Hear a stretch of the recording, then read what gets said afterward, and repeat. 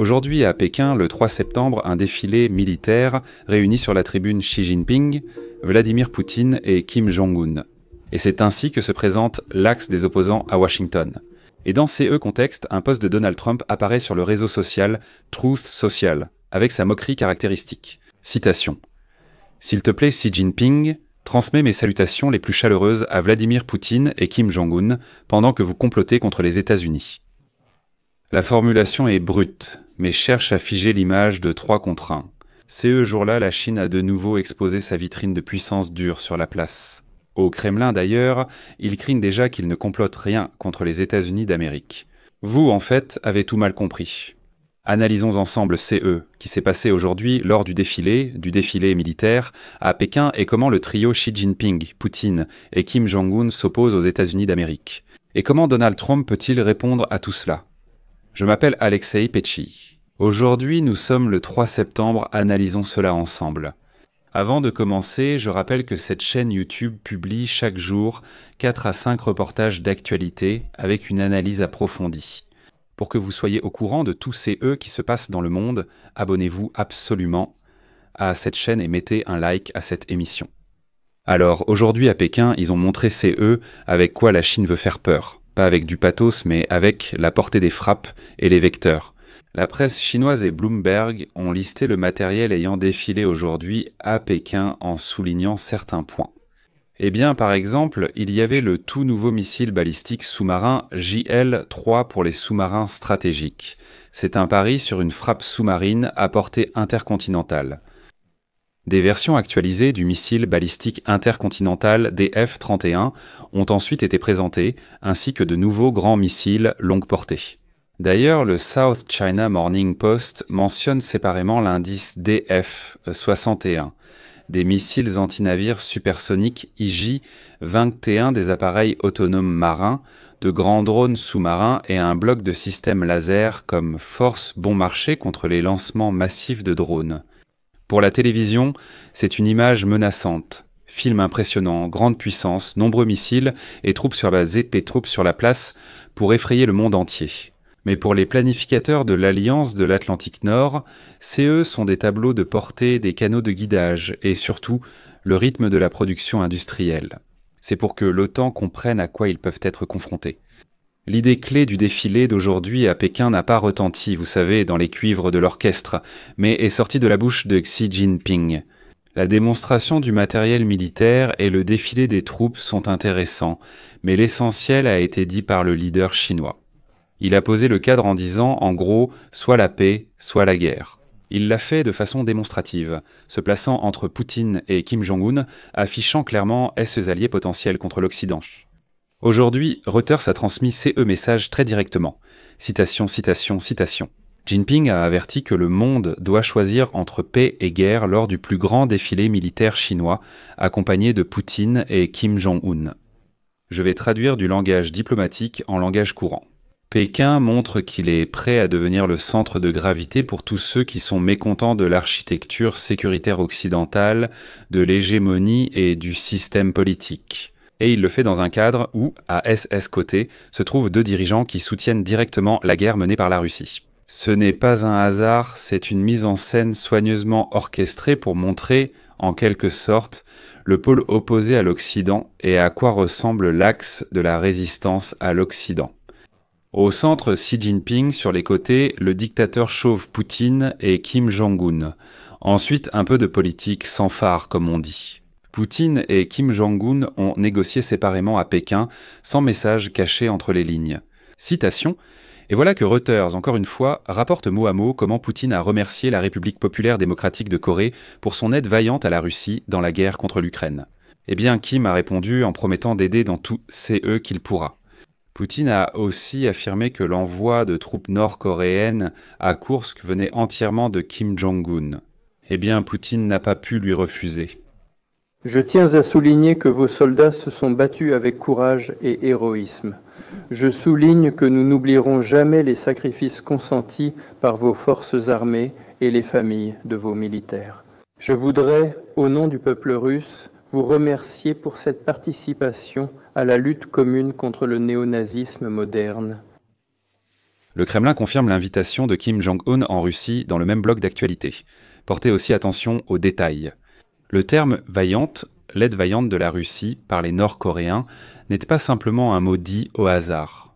C'est un aveu public que les obus et missiles nord-coréens font partie intégrante de l'économie militaire russe.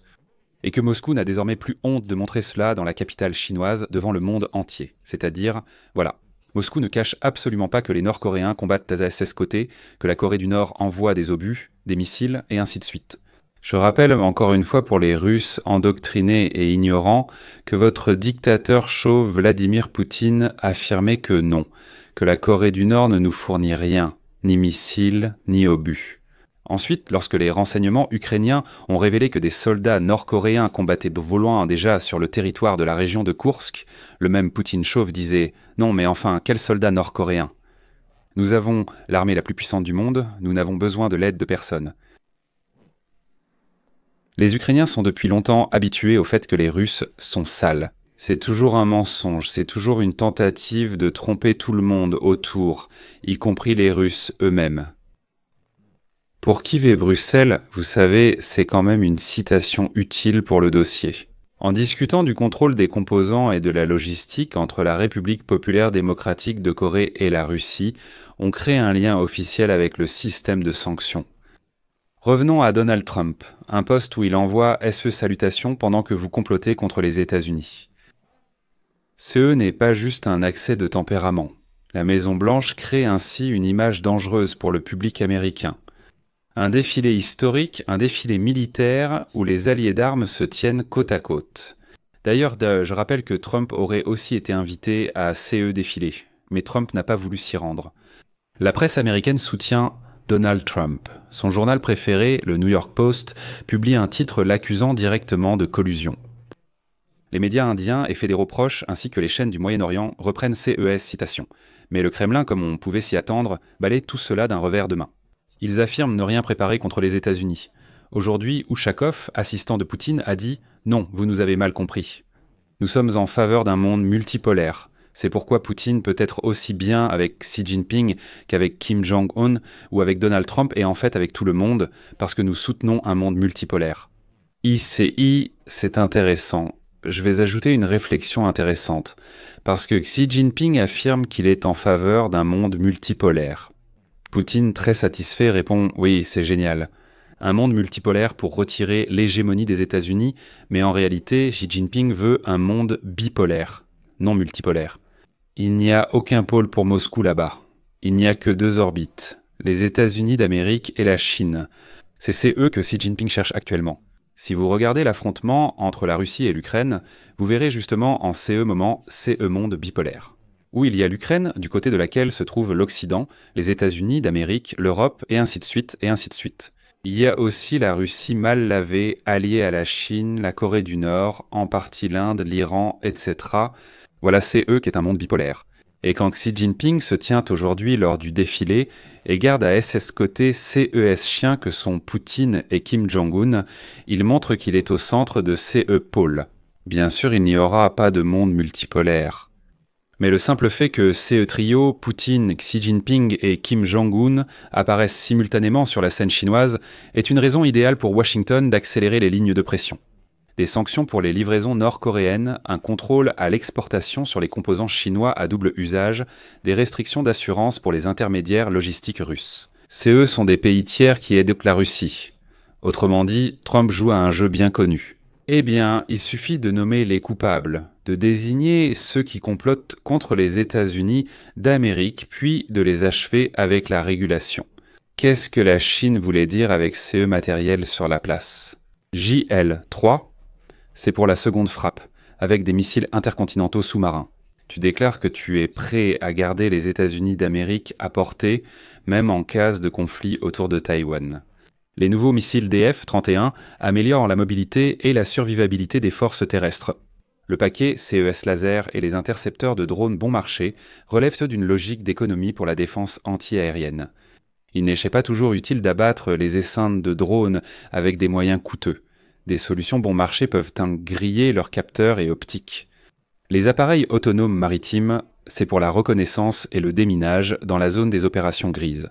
Et voilà, Bloomberg souligne que la Chine a soigneusement camouflé son matériel, mais il était visible sur les caméras de télévision. C'est une communication ciblée vers le monde extérieur. Regardez, comptez et tirez vos propres conclusions. Et l'adresse en coulisses à Washington et à SES alliés en Asie, c'est que nous n'avons pas peur de montrer la nomenclature de notre armement à côté de Vladimir Poutine et Kim Jong-un. Maintenant, la chorégraphie diplomatique, car elle n'est pas moins importante que les missiles. Pourquoi utiliser le mot chorégraphie ici ? Donald Trump dit qu'il faut être deux pour danser le tango. Voici donc la chorégraphie diplomatique. Qui est arrivé ? La moitié de l'Eurasie et du Sud global ont rencontré Xi Jinping, Ilham Aliyev, Loukachenko, Pachinian, les présidents d'Iran, du Vietnam, le roi du Cambodge, les dirigeants du Kazakhstan, Kirghizistan, Tadjikistan, Turkménistan, Ouzbékistan, Indonésie, Malaisie, Pakistan, Serbie, Slovaquie et bien d'autres. Au total, il y a plus de 25 invités au niveau des chefs d'État et de gouvernement. Pour Pékin, c'est à la fois un défilé de la victoire de la Seconde Guerre mondiale et une démonstration de loyauté au modèle chinois du monde post-occidental. Et un détail à part, les dirigeants occidentaux, pour le dire gentiment, ne se sont pas précipités. Au final, l'image était d'un contraste maximal. Et c'est sur ces contrastes que la Chine joue. Encore une fois, je le répète, il s'agit d'un monde bipolaire. Bien sûr, cette vitrine a aussi son revers. La caméra aime les missiles balistiques intercontinentaux brillants, mais la réalité, non. C'est eux qui inquiètent vraiment les états-majors occidentaux, c'est eux sont justement les équipements bon marché et produits en masse. CEUS drones intercepteurs, les drones sous-marins, les lasers à longue portée, c'est eux qu'ils appellent les anti-navires et ainsi de suite. C'est-à-dire des armements bon marché, qui peuvent vraiment compliquer la conduite de la guerre. C'est une réponse directe à la mosaïque des guerres actuelles. Ce n'est pas juste un gros missile, mais un ensemble complet avec capteurs, brouilleurs, vecteurs, etc. Et oui, dans ce sens, la Chine acquiesce à la Russie en disant « Nous avons pris en compte votre expérience en Ukraine ». Sinon, CES Accent n'aurait pas été mis en avant à la télévision. D'où la décision logique de Washington et de l'Union européenne d'accélérer les interdictions de livraison à la Fédération de Russie d'électronique à double usage via des revendeurs chinois, et d'intensifier la traque des portables, de la flotte de l'ombre et de l'assurance. Parce que c'est précisément sur CES soi-disant piliers que repose la logistique d'une guerre relativement peu coûteuse. Qu'est-ce que tout cela signifie pour l'Ukraine ? Eh bien, rien de mystique pour aujourd'hui, mais beaucoup de choses pratiques. Et le premier remerciement public à la République populaire démocratique de Corée pour son aide de la part du dictateur Poutine. C'est en fait un cadeau pour plaider en faveur de nouvelles sanctions sur l'axe Russie-Corée du Nord. Des obus aux composants de missiles, tout. Eh bien, je ne sais pas qui en Occident pourra esquiver et dire que, tout n'est pas si clair là-bas. Poutine remercie directement Kim Jong-un pour son aide.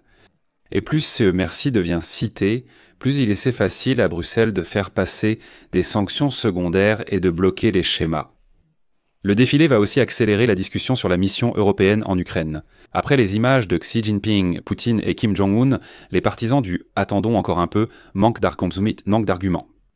Troisièmement, il s'agit de la discussion sur les lasers chinois et les intercepteurs de drones en masse.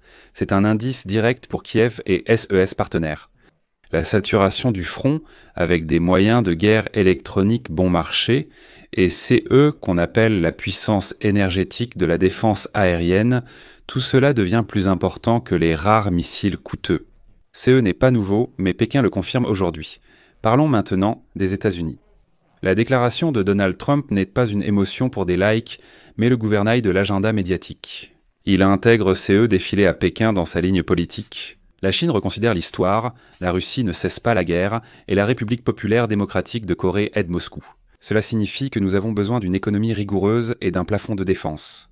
Conséquence logique, nouvelle pression sur les chaînes d'approvisionnement chinoises profitant à la Russie. Et parallèlement, une humiliation publique pour ceux en Europe qui lorgnent vers des négociations totalement dépourvues de mordant, et sur la conclusion d'un quelconque accord de paix avec les Russes qui ressemble davantage à une capitulation. Dans ce contexte, tout cadre souple pour l'Ukraine paraîtra encore plus naïf. Et oui, c'est l'enveloppe historique avec laquelle Pékin a couvert CE défilé militaire à Pékin. Le prétexte officiel, c'est le 80e anniversaire de la capitulation du Japon lors de la Seconde Guerre mondiale. En Chine, on affirme souvent que Pékin et Moscou ont été le centre de la lutte et de la victoire décisive pendant la Seconde Guerre mondiale. Les médias américains répondent déjà bien sûr que la contribution des États-Unis à la défaite du Japon n'est pas simplement, vous savez, une sorte d'aide, c'est une grande partie de l'histoire. Les tentatives de la réécrire selon la politique actuelle semblent vraiment trop évidentes. Pour le public mondial, c'est un signal. Le défilé n'est pas une question de mémoire. Le défilé concerne l'avenir, où la Chine veut être le metteur en scène. Et dans cet avenir, Pékin montre avec qui il est prêt à se tenir côte à côte sur la tribune. Je vais résumer. Le défilé nous a donné 3 points à retenir. Le premier, c'est le matériel. JL, 3 les missiles DF-31 modernisés, des moyens de lutte à longue portée contre les drones, des drones sous-marins, des lasers et ainsi de suite. La Chine investit dans la quantité et la portée, pas seulement dans des choses coûteuses et belles.